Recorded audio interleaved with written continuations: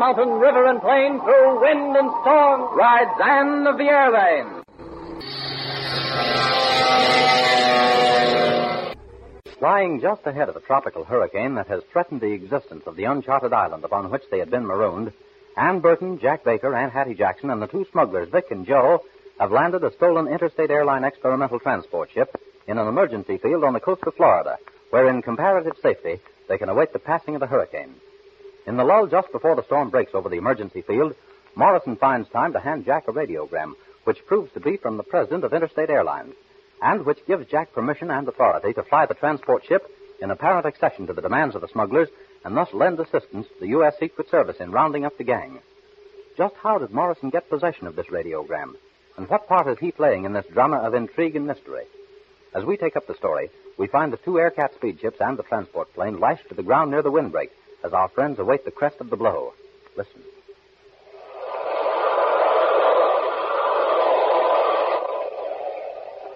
Boy, this hot soup sure tastes good.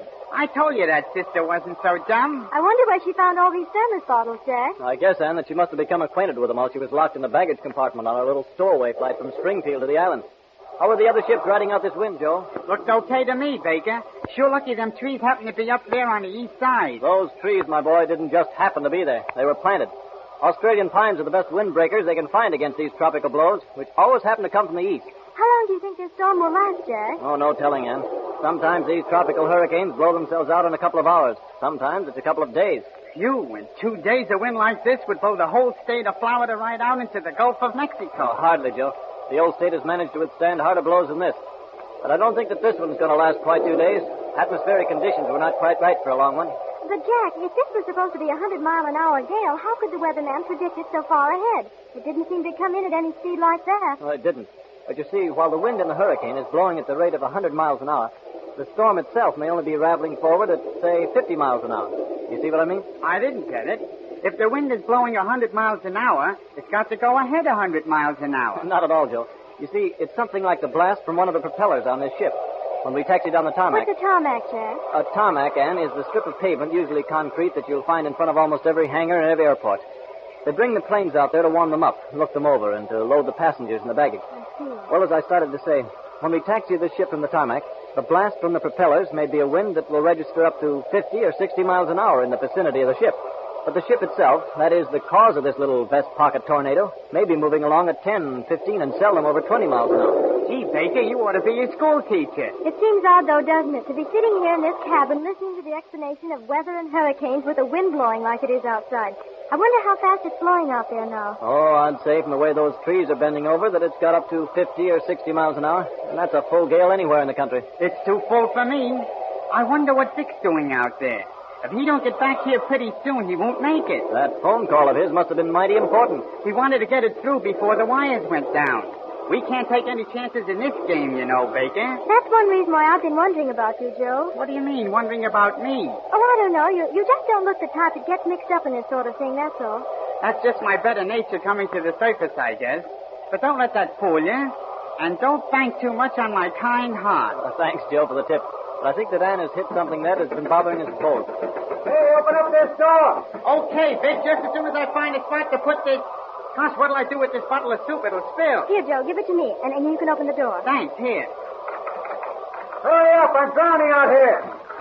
What's the matter in there? Keep your shirt on, Vic. I'm trying to open the door. Looks like a piece of wood has flowed into the lock when they closed it. Ann, Yes? I've got to get that frequency from Morrison right away. There's no telling when they'll want me to leave. Oh, but you can't leave without gas. I got a hunch they'll find some way to dig up some gas. But this wind, Jack, surely you don't think They'll you do anything, Ann. I've got to get to Morrison before I leave. Because I can't take a chance on fishing around for that radio frequency. Too much of a chance. And I might hit it just when one of them is listening. You push in there while I pull out here. Okay, now. Yeah, that wind is getting worse. And that last radio forecast said it would get worse for the next 2 hours. Did you get the call through, Vic? Of course I did. What did you think I dragged through nearly a mile of that mud and water to that boat for? To take a boat ride? I was just asking, that's all. Hey, what do you got in that thermos bottle? Soup, Morgan. Soup? Hey, did someone of you leave after what I said? Tell her what I thought I told you. All lay off, Vic. Nobody ain't been nowhere. It was Tut. It was who? Tut. You know, the stowaway sister. Joe means it was Aunt Hattie. She had presence of mind enough to warm some soup before we left the island and brought it along in the other planes in these thermos bottles. I get it. Some of that would go good after the soaking I got. Here's my cup. Oh, ouch. That's hot. How beautiful he had poured that. She wouldn't have poured it on her hand. She's going to be an air hostess, she says. If I ever get back to Springfield, you mean? I think you're going back to Springfield. And pretty pronto, too. You mean that we are going... I don't mean we. I mean you. You and your little party of friends can leave here just as soon as this storm passes over. Now, I got a little business to talk over with Baker. And I think it's going to be a bit personal. So before the storm gets any worse, Joe, you escort the lady over to the Air Cat and see that she stays there until I give you the word. But, Jack, what are you going to do? Your boyfriend is 21, ain't he? And I think that he's going to be reasonable. Won't you, Baker? I guess so, Morgan. Better go along with Joe, Ann. The wind is not so strong right now, and it'll be worse later. Good luck. All right, Jack, but don't let him talk to again. Okay, Baker. I guess we can talk now. I've just had a little talk with the doc, and he tells me things are kind of tough for you back in Springfield. Seems they believe that you're the one responsible for the theft of the transport ship. I see. Go ahead. Well, it seems that not so long ago you had quite a reputation within the state for your flying ability and for your honesty and integrity. Well, Baker, you can still fly, but I think the honesty and integrity is gone. With you shouldering the blame for stealing a $150,000 plane. So? Well, I think you're in a position to listen to reason. I know, and Doc knows, that you might be able to convince the interstate people that you didn't take this ship. If you could bring them back this ship.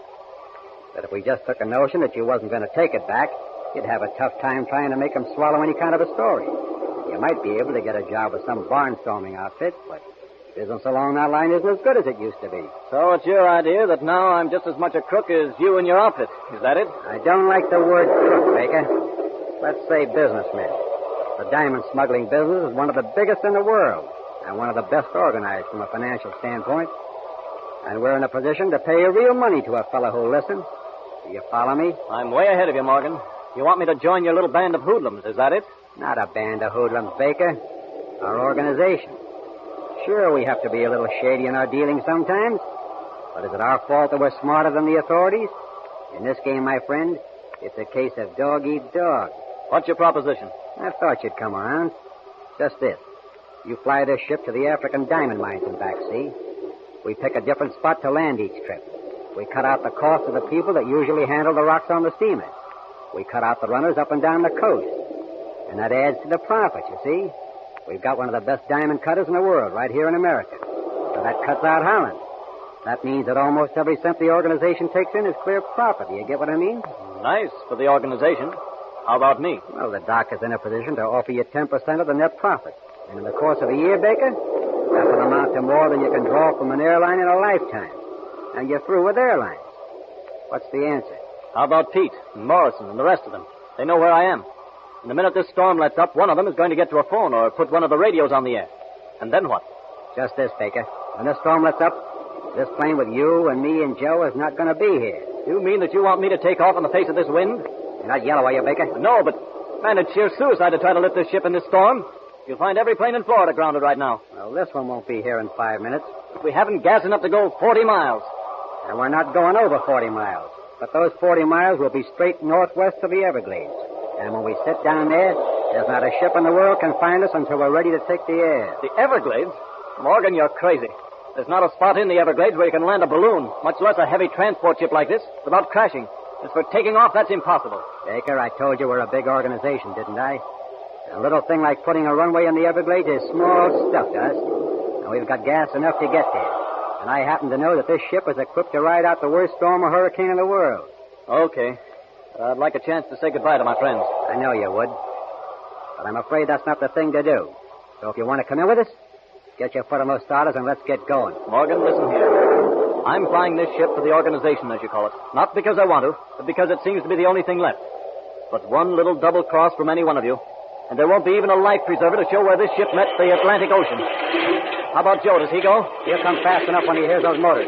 What about the lashings? We got to get those loose. We'll get them, yeah. There comes Joe now on the run.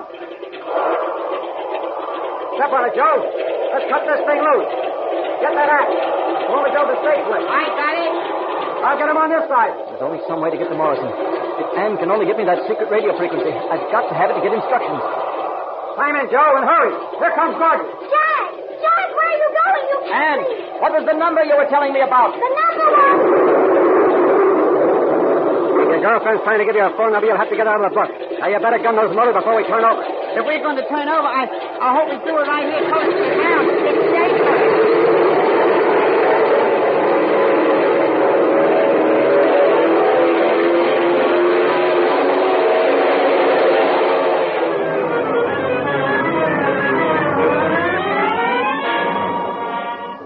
A takeoff in the face of the gale. Will the huge transport be able to lift from the soggy field? Will the meager supply of gas be sufficient to carry the ship through the storm to the secret runway in the Everglades? And what was that number that Anne was shouting to Jack as the thunder swallowed up her voice? The number of the secret radio frequency upon which Jack must depend to receive his instructions from the Secret Service Department? Can it be possible that Morrison will be able to get that number to Jack before the transport is out of touch with land and is winging its way across the Atlantic? Only time will bring us the answers, so we must wait for another episode. Don't fail to share in the thrills and excitement that make up the coming chapter of Anne of the Airlanes.